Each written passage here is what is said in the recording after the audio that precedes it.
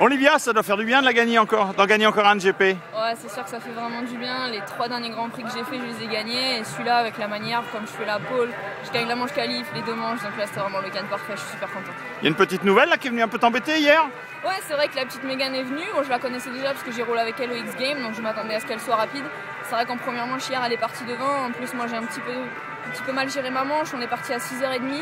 Il y avait le soleil qui était très très bas, donc je suis partie avec des écrans Iridium, et quand on est rentré derrière la grille, il y a un gros nuage qui a caché le soleil. Donc toute la piste était à l'ombre, et avec les écrans Iridium, moi j'étais un peu dans le noir.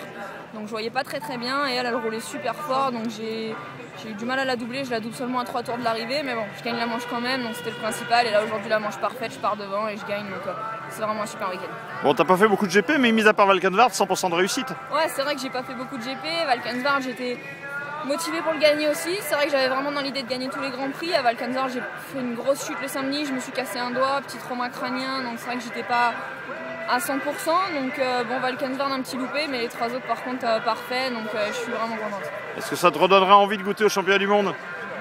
Oui, c'est sûr que ça me donne envie de regoûter au championnat du monde parce que je vois que je peux avoir le titre. Maintenant, bah voilà, ça n'a pas changé, c'est toujours en même temps que le MX3, donc c'est toujours très compliqué pour moi de le faire. J'ai pas assez de budget, donc normalement je serai encore pas au départ de tout le championnat l'année prochaine.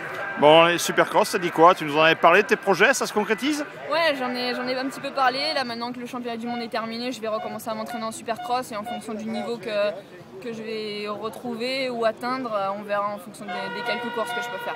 Eh ben dis donc, un week-end qui se finit de bonheur, hein, ça change de l'Angleterre. Ouais, c'est vrai que ça fait du bien parce que par contre on a beaucoup roulé hier, on a énormément roulé, on a commencé à 7h30 le matin, fini à 7h le soir.